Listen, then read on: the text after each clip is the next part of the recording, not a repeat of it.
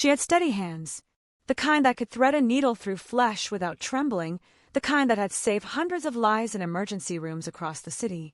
But tonight, those steady hands held a secret, and the man bleeding on her kitchen table had no idea that the woman stitching his wounds was the widow of the man he'd murdered 3 years ago.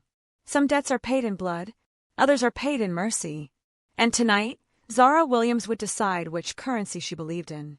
This is the story of a woman who held a killer's life in her hands and had to choose between justice and something far more dangerous. Welcome to a tale of revenge, redemption, and a love that should have been impossible. Hello everyone, I'm back with another Afro-Korean story that will keep you on the edge of your seat until the very last word. Today's story explores the thin line between hatred and healing, between vengeance and forgiveness.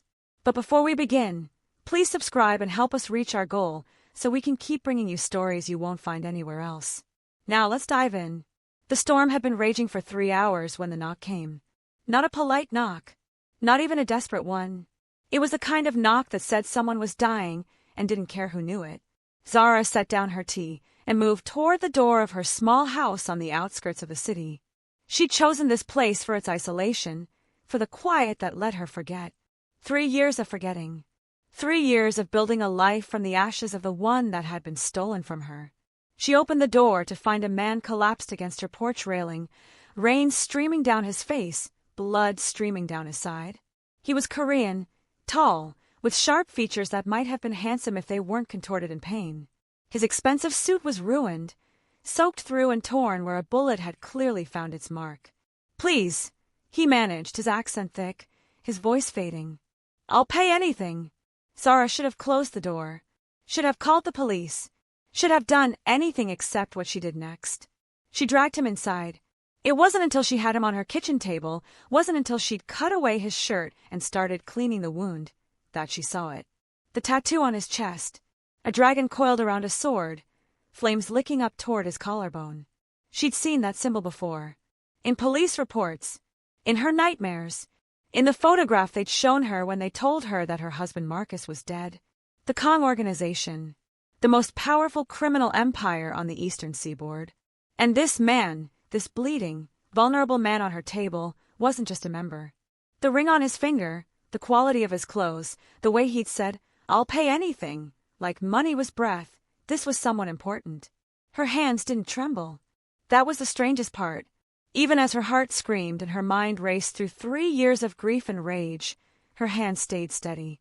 "The bullet went clean through," she heard herself say. "You're lucky." "Lucky," he repeated, a bitter laugh escaping his lips. "That's one word for it." She worked in silence after that, stitching flesh she should have let rot, saving a life she had every right to end. The surgical scissors were right there. One slip, one accident. No one would ever know. But Zara Williams had spent her whole life saving people, even the ones who didn't deserve it. His name was Seo Kong. He told her this after she'd finished. After he'd accepted the painkillers she offered with hands that finally began to shake once the work was done. He was the heir to the Kong Empire, the crown prince of a kingdom built on fear. "You're a nurse," he observed, watching her clean up with professional efficiency. "I was. Now I'm just someone who couldn't let a man die on her porch." "Why not?" The question hung in the air, heavy with implications neither of them fully understood. "Because that's not who I am," she answered. And it was the truth, even if part of her wished it wasn't. Seo stayed for 3 days.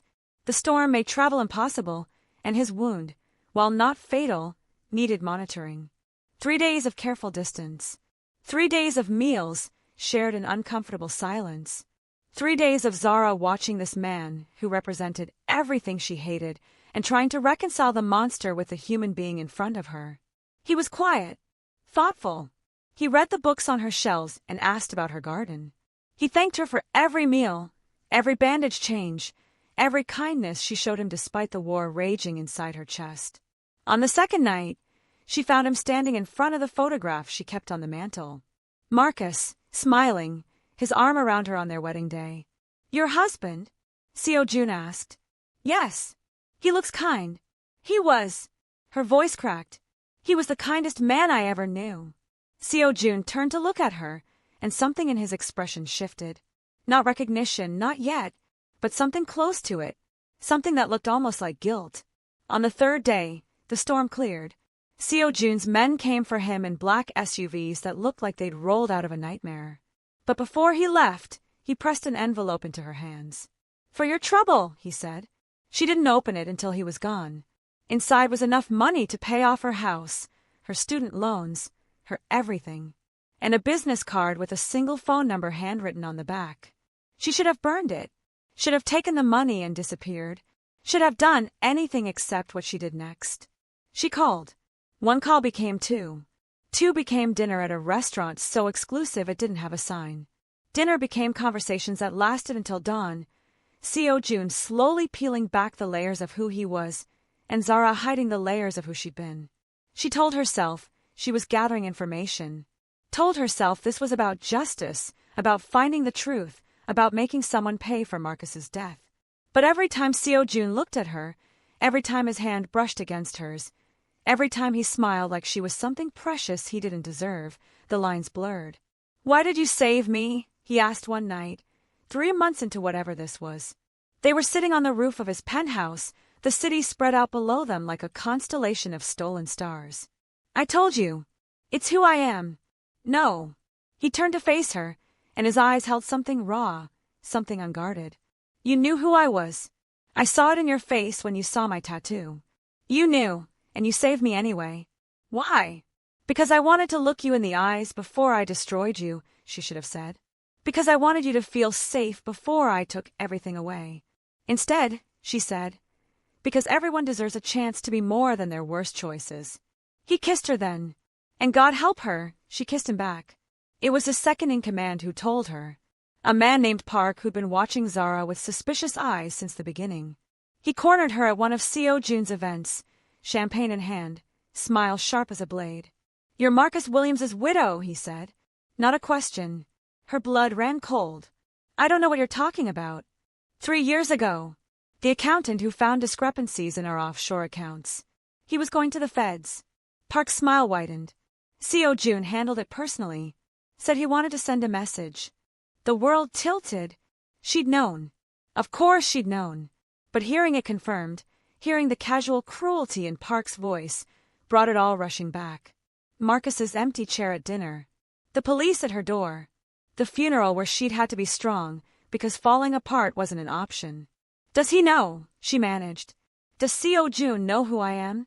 "Not yet. But he will. Unless you disappear tonight and never come back." Zara looked across the room to where Seojun stood, laughing at something one of his guests had said. The man she'd grown to care for. The man who'd killed her husband. "I'm not going anywhere," she heard herself say. She chose his penthouse. She chose midnight. She chose to bring the gun she'd kept hidden in her closet since Marcus died, the one she'd sworn she'd never use. Seojun opened the door in casual clothes, surprise flickering across his face. "Zara, I wasn't expecting." "Marcus Williams." She pushed past him into the apartment. 3 years ago. An accountant who was going to expose your organization. He went still. Completely, terrifyingly still. "You killed him." Her voice broke on the last word. "You killed my husband." The silence that followed was the longest of her life. "I know," he finally said. She'd expected denial. Excuses. Justification. She hadn't expected the devastating simplicity of those 2 words. "You know. I've known for 2 months." He moved toward her slowly, like approaching a wounded animal. "Park told me he'd recognized you. I didn't believe him at first. Didn't want to believe him. And you kept seeing me anyway? Kept lying to me." "I wasn't lying. I was trying to find a way to tell you. Trying to find words that don't exist." "The words are simple." She raised the gun. Her hands were steady. They were always steady. "You murdered an innocent man. You destroyed my life. And now I'm going to destroy yours." He didn't move. Didn't try to defend himself. Just stood there, accepting whatever she decided. "Do it," he said quietly. "If that's what you need to heal, do it. I won't stop you. Don't you dare." Tears were streaming down her face now. "Don't you dare act noble. You're a killer. A monster. You don't get to choose how this ends." "You're right. I don't." He took another step forward, and now the gun was pressed against his chest, right over his heart. But you do. You've always been the one with the power here, Zara. From the moment you chose to save me instead of letting me die.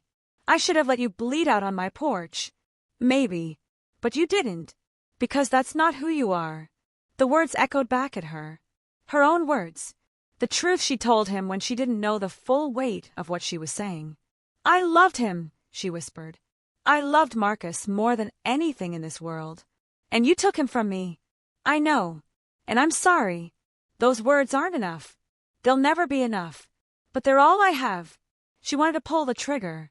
Every fiber of her being screamed for justice, for vengeance, for the closure she'd been denied for 3 years. But looking into Seo Jun's eyes, she saw something she hadn't expected. He wanted her to do it. He wanted to be punished. Because somewhere in the last few months, somewhere between the dinners and the conversations and the kisses that had felt like coming home, he'd fallen in love with her. And he couldn't live with what he'd done to the woman he loved. No, she said. No. You don't get to die and escape this. She lowered the gun. You don't get to make me a killer, too. You're going to live with what you did. Every single day, you're going to wake up and know that you destroyed someone beautiful. And you're going to find a way to make it mean something.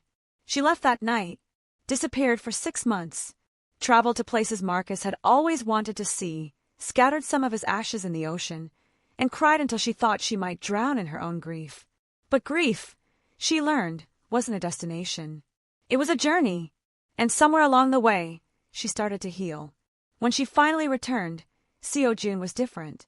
The Kong organization had shifted, moving away from the violence that had defined it. Legitimate businesses, clean money, a foundation in Marcus's name that funded education for underprivileged kids, the kind of work Marcus had always dreamed of supporting. She found the letter he'd sent her waiting at her old address. 3 pages of words that didn't make anything right, but somehow made everything clearer. He wasn't asking for forgiveness. He was asking for permission to spend the rest of his life earning it. She didn't respond. Not at first. But 6 months later, she showed up at his office. Different. Stronger. Still broken in places that would never fully mend, but no longer defined by the breaking. You changed things, she said. I tried. Why? He looked at her with eyes that held no hope, only honesty. Because you showed me that everyone deserves a chance to be more than their worst choices. I'm trying to take that chance. It doesn't make it okay. What you did, it will never be okay. I know. I might never forgive you. I know that too. But I'm tired of letting hate be the only thing that moves me. She sat down across from him. Marcus wouldn't have wanted that for me. He would have wanted me to live. To build something. What are you saying? I'm saying I don't know what comes next. I'm saying that loving you feels like betraying him. I'm saying that some nights I still want to watch you suffer. She met his eyes. But I'm also saying that you're not the same man who knocked on my door that night. And I'm not the same woman who let you in. They didn't fall into each other's arms. This wasn't that kind of story. Some wounds are too deep for happy endings. But they found something else. Something harder and more honest. A partnership built on the ashes of tragedy. A foundation. Literally, the Marcus Williams Foundation that gave meaning to a death that had seemed meaningless. A relationship that defied every category, every expectation, every rule about how love is supposed to work. Years later, people would ask Zara how she could stand beside the man who'd killed her husband. How she could look at him without seeing Marcus's ghost. She never had a simple answer. Because the truth was complicated. The truth was that humans are capable of monstrous things and also of redemption. That forgiveness doesn't mean forgetting. That loving someone doesn't erase what they've done. But she always told them this. On that stormy night, when a killer collapsed on her porch, she had a choice. Let him die and let her hatred consume her, or save him and see what happened next. She chose to save him. And in doing so, she saved herself. Some people are destroyed by the worst moments of their lives. Others are transformed by them. Zara Williams learned that the same hands that could end a life could also build one. That the same heart that had been shattered could learn to beat again. Not in spite of the pain. Because of it. If this story touched you, please subscribe and turn on notifications so you never miss another tale of love, redemption, and the complicated choices that make us human. Drop a comment below and tell me, could you have forgiven Seo Jun? What would you have done in Zara's place? I read every single comment, and I can't wait to hear your thoughts. Until next time, take care of yourselves and each other.